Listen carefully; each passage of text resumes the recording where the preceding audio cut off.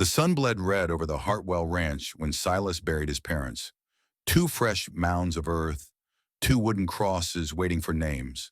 The wind swept down from the Gila Mountains, carrying dust and the bitter scent of sage. Silas stood alone, hat pressed against his chest, watching the last light die across 500 acres of land his father had worked for 30 years. 3 weeks earlier, their wagon had gone over the cliff at Red Canyon. A storm, the town said. Bad luck. A terrible accident. But Silas Hartwell had spent 6 years as a scout in the 4th Cavalry. He had tracked Apache raiders across 200 miles of burning desert. He could read the ground the way other men read the morning paper. When he rode down into that canyon, he found what others had missed. Wheel marks forced hard to the right. Hoof prints from horses that did not belong to his parents. Scrape marks on the rocks where something heavy had been pushed. This was murder, and Silas knew exactly who had ordered it. The funeral brought people from town. Ranchers who barely remembered his father's name. Merchants who smelled opportunity like vultures smell death. And one man who stood apart from the rest, dressed in black from hat to boots, his face arranged in perfect sorrow. Judge Ezekiel Hartwell, his father's younger brother, the most powerful man in Pima County. Nephew! Ezekiel placed a hand on Silas's shoulder. His fingers were soft, the hands of a man who had never worked the land. My heart breaks for you. Silas remained silent. His eyes dropped to his uncle's boots, fine leather, imported from St. Louis, and on the soles, packed into the stitching, red clay. The same red clay found only at Red Canyon, 40 miles from town. You should consider selling the ranch, Ezekiel continued. 500 acres is far too much for one man to manage alone.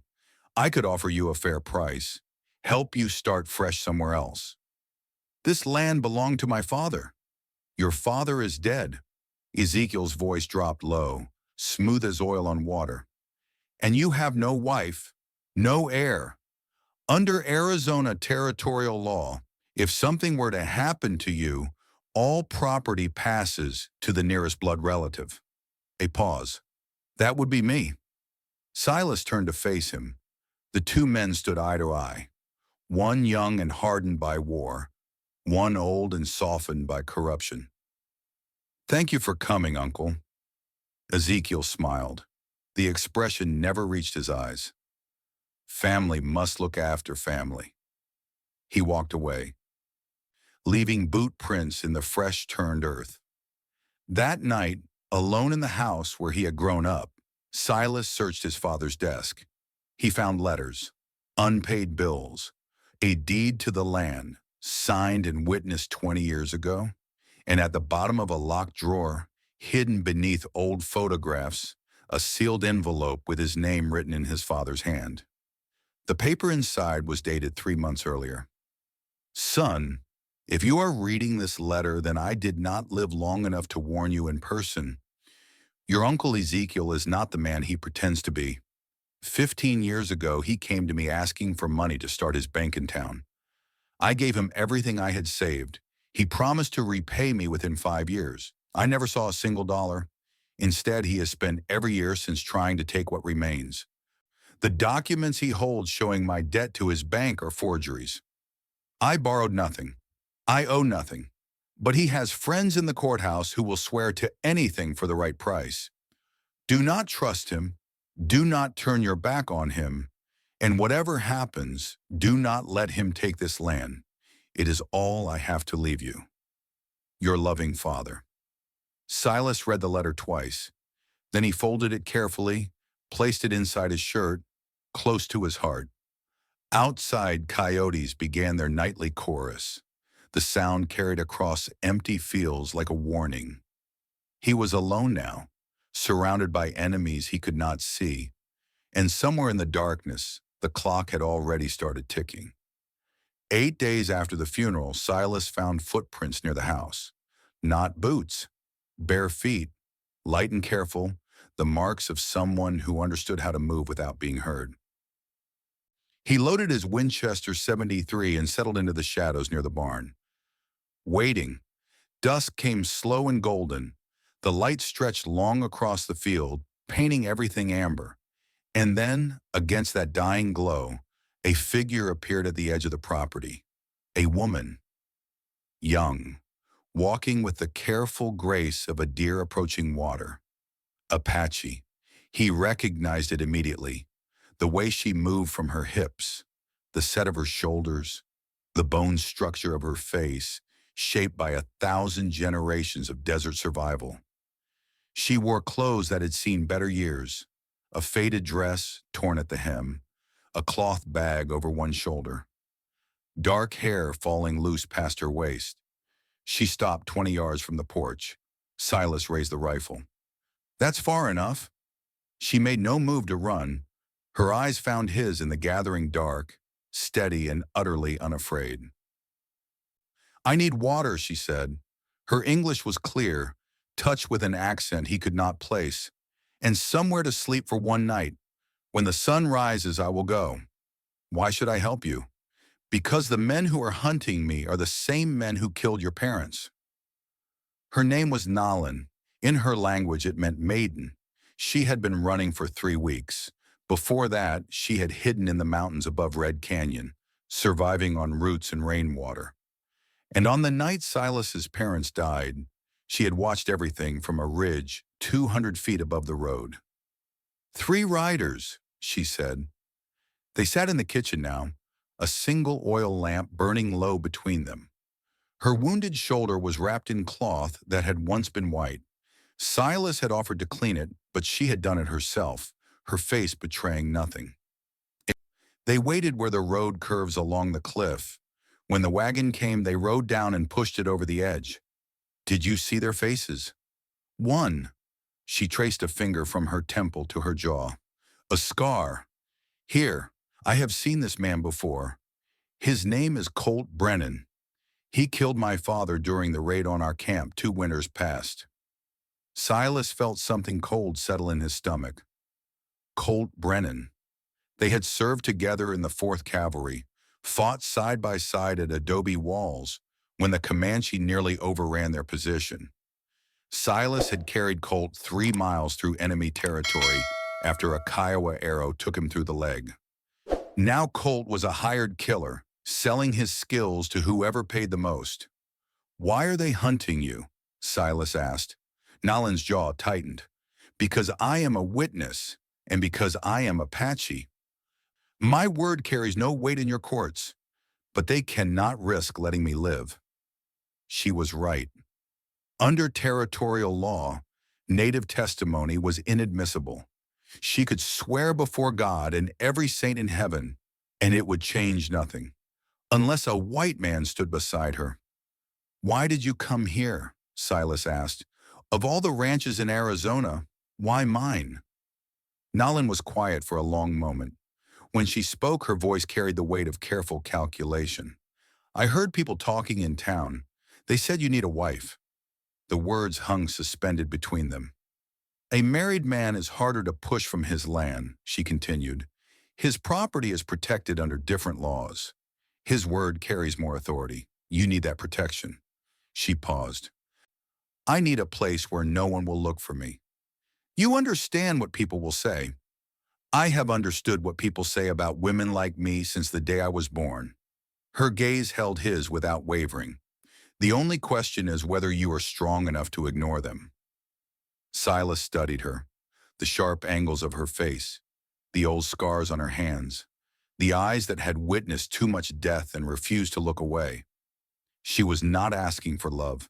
She was not begging for charity. She was proposing a trade, survival for survival, protection for protection. You would have your own room, he said slowly, your own space. No one owns you here. If you ever want to leave, you leave, no questions. And if I stay, then we face whatever comes, together. Nalan nodded once. No smile crossed her face. None crossed his. There was no handshake. No spoken vow. Just 2 people standing at the edge of an abyss, choosing to step forward instead of falling back. They married 5 days later in the cramped office of Marshal Wade Hollister. No church, no music, No witnesses except the marshal himself. Just signatures on paper and a legal bond that would change everything. Hollister was an old man now, his hair gone white, his hands spotted with age. But his eyes remained sharp, and his memory was long. He had known Silas's father for 40 years. You understand what you're doing, son? I understand. Ezekiel has 6 hired guns in town. Colt Brennan runs them. They won't stand by and watch you slip through their fingers. Then they'll have to make a move, and when they do, they'll break the law. Silas met the marshal's gaze. That's when I'll need you. Hollister sighed, the sound heavy with decades of watching good men die for bad reasons. Your father was just as stubborn. Look where it got him. Outside, the sun hung white and merciless in a cloudless sky. Colt Brennan was waiting in the street. He leaned against a hitching post, arms crossed, a thin smile cutting across his scarred face. Behind him, 4 riders sat motionless on their horses, hands resting near holstered pistols. Hartwell, Colt touched the brim of his hat. Heard you got married. My congratulations. Silas stopped in the middle of the dusty street. Nolan stood one step behind him, her face carved from stone. What do you want, Colt? Just delivering a message. Your uncle is a patient man, but patience runs out eventually. You have 2 weeks to accept his offer and sign the deed. After that, he shrugged, a gesture of casual violence. After that, things get complicated. I know you killed my parents. The smile faded from Colt's scarred face. Something flickered behind his eyes. Not guilt, exactly. Something older and more tired. Something that might have been regret. I know lots of things, he said quietly. Doesn't mean I care. He swung onto his horse and rode away without looking back. His men followed, leaving only dust and silence. The attack came 11 nights later. Nolan woke him in the darkness, her hand firm on his shoulder. 3 men, coming from the west, moving slow. She had learned to listen in ways Silas never could. The ears of a hunter, tuned to every sound the desert made. They moved through shadows without speaking. Silas carried the Winchester. Nolan held a knife with a blade that had belonged to her grandmother. Fire bloomed at the stable. Orange light exploded against the night sky. Flames crawled up the wooden walls, hungry and fast. Silas fired twice into the darkness. A man screamed and fell. 2 others ran, their boots pounding against hard-packed earth. They fought the fire until their arms burned and their lungs ached. The stable lost half its roof, but the horses survived. Naleen pulled the last mare free with her bare hands, the flames close enough to singe her hair. The man Silas had shot was Dusty Kincaid, a drifter who had arrived in town a month ago. He lay in the dirt, clutching a shattered knee, his face gray with shock. Who sent you? The judge. Dusty's voice came out in gasps. Said just burn the stable, scare you into selling. Nobody said anything about getting shot. What else? If this went wrong, he was going to blame it on Apache. Say your wife brought her people down from the mountains for revenge. Dusty laughed bitterly, blood on his teeth. Whole town would believe it. Whole town wants to believe it. Nolan heard every word. Her expression remained unchanged, but Silas saw her knuckles whiten around the knife. The next morning, they found an arrow embedded in the gatepost. Nolan examined it carefully, running her fingers along the shaft, studying the fletching. Her hands trembled, the first time Silas had seen her composure crack. My people, she said quietly. A small group survived after Camp Grant. They live in the mountains now, moving from place to place. She looked up at him. They have been watching. What do they want? To know if I am safe. She turned the arrow over in her hands. And they saw everything last night. They saw the men who set the fire. They can testify that they came from town, not from the mountains. Hope.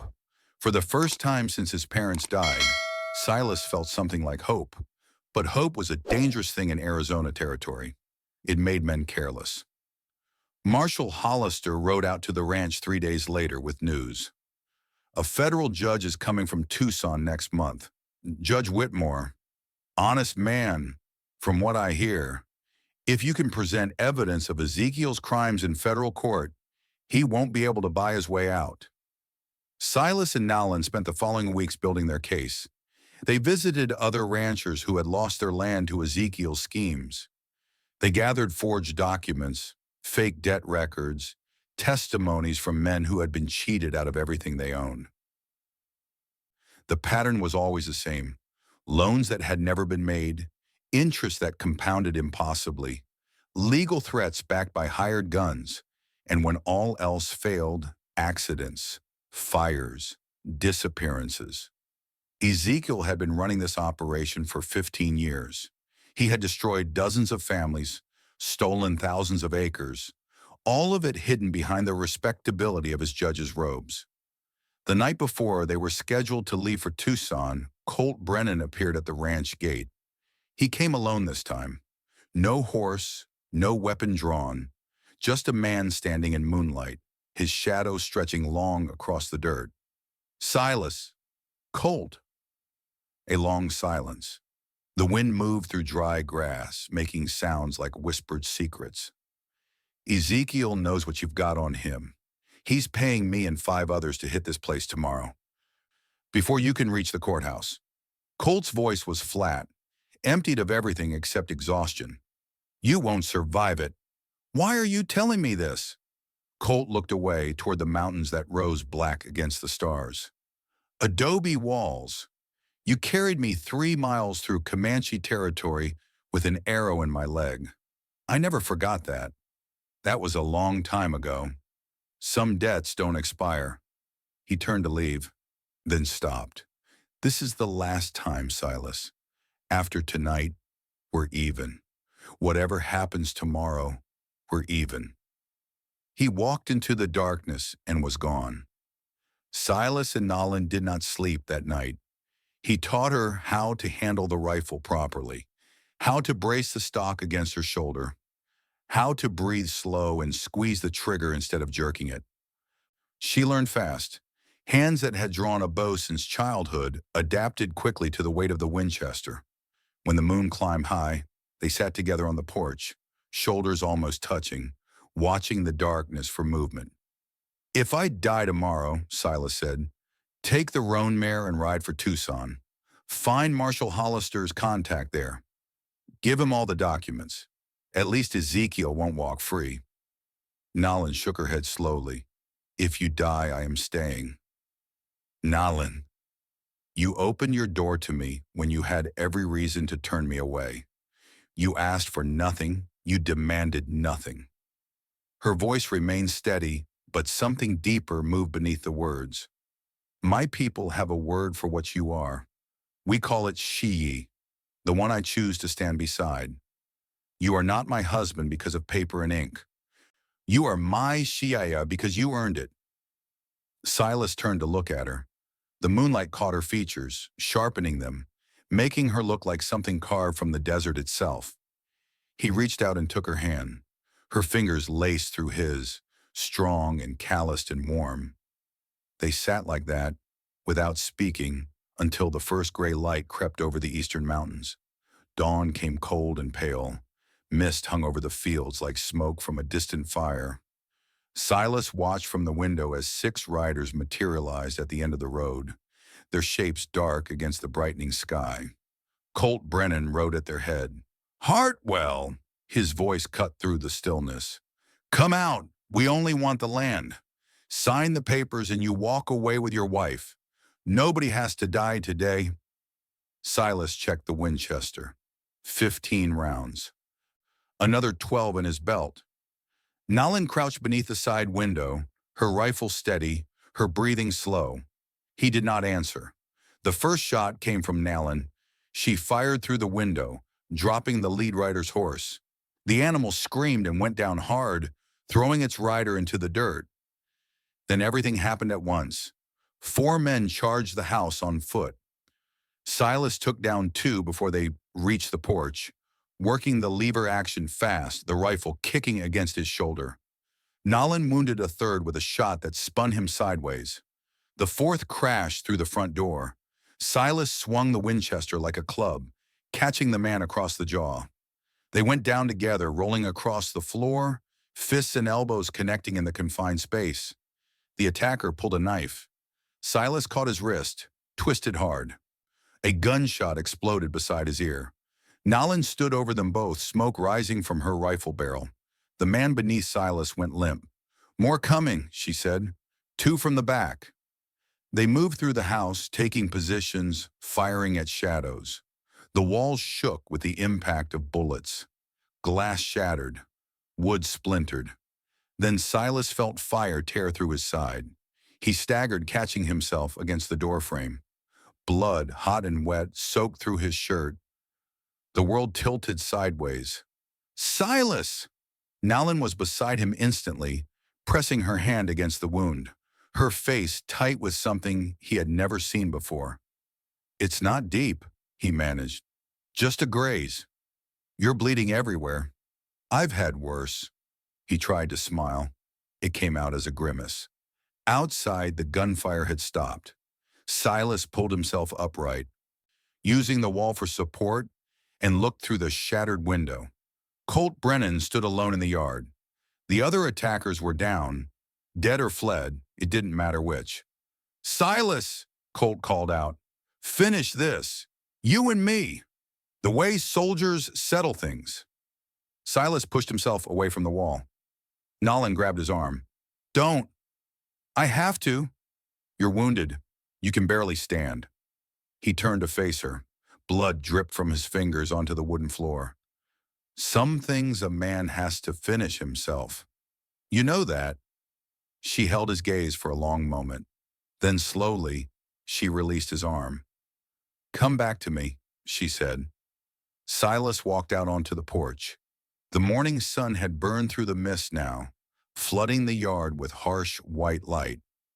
Colt stood 30 yards away, his pistol holstered, his hands loose at his sides. "You look terrible," Colt observed. "Feel worse." Silas descended the steps carefully, each movement sending fresh pain through his side. "This doesn't have to happen, Colt. Ezekiel is finished whether I live or die. The evidence is already on its way to Tucson." "I know." Colt's scarred face showed nothing. "But he paid for a job. I finish what I start. Even when you know it's wrong?" Something shifted in Colt's expression, a crack in the armor. A glimpse of the man Silas had known before the war turned him into something else. "Especially then," Colt said quietly, "it's all I have left." His hand moved toward his pistol. From the mountains came a sound, high and ululating, ancient as the desert itself.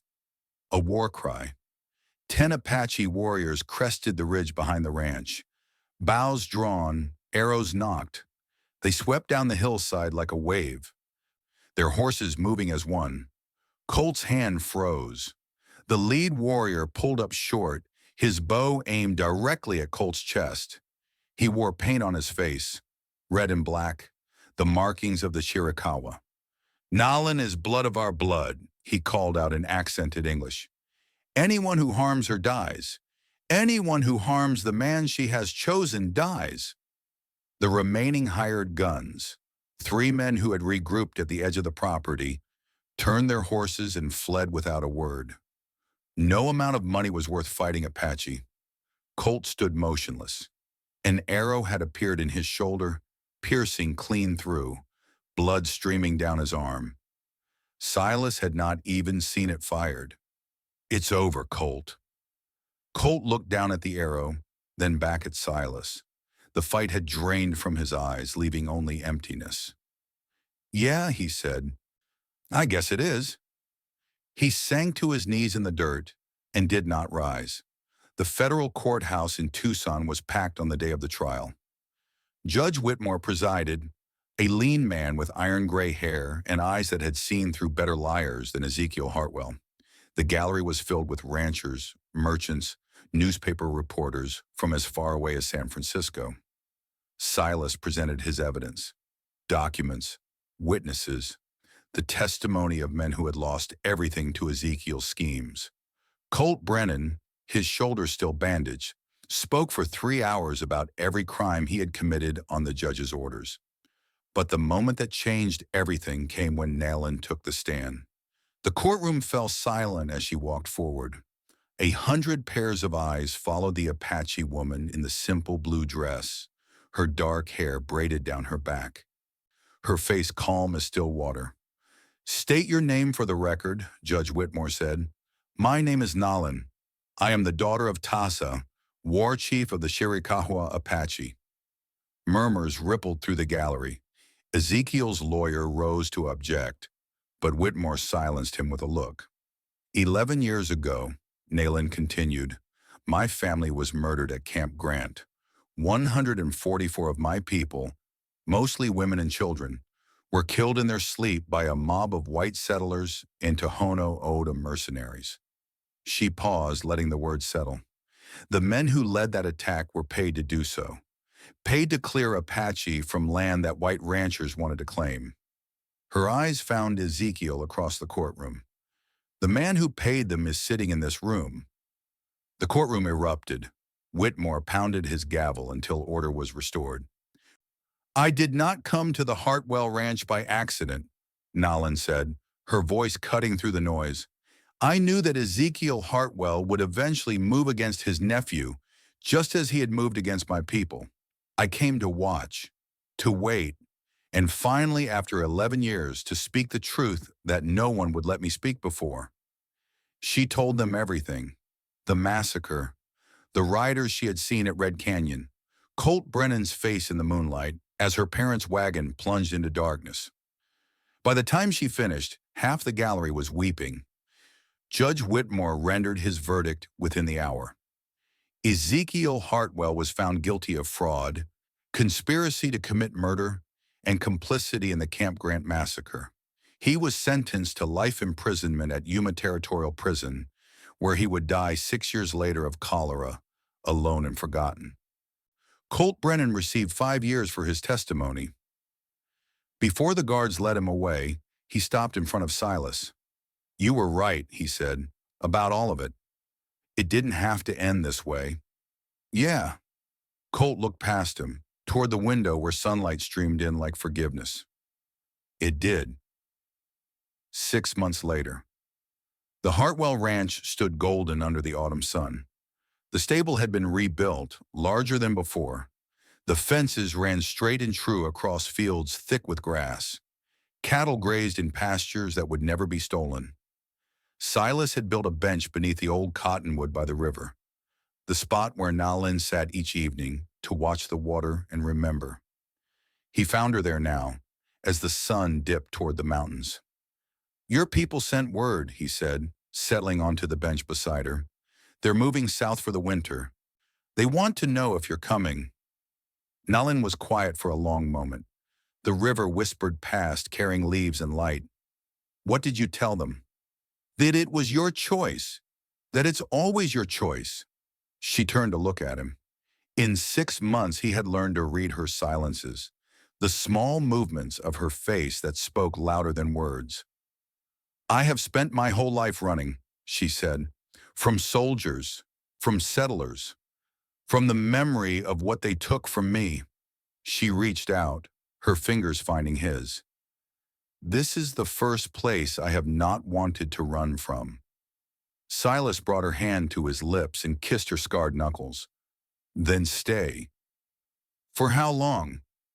He looked out across the land his father had worked, the land they had fought for, the land that would pass to whatever children might come after. "For as long as you want." "Forever if you'll have it." Nayland leaned her head against his shoulder. The sun touched the mountains and began its slow descent. "Forever," she repeated softly, as if testing the weight of the word. "I have never had a word like that before." "Neither have I." They sat together as darkness gathered, two people who had found each other in the ruins of everything they had lost. Not by accident, not by design, by choice. The only thing that ever truly mattered. The river flowed on, the stars emerged one by one, and somewhere in the mountains, the wolves began to sing their ancient songs to the rising moon.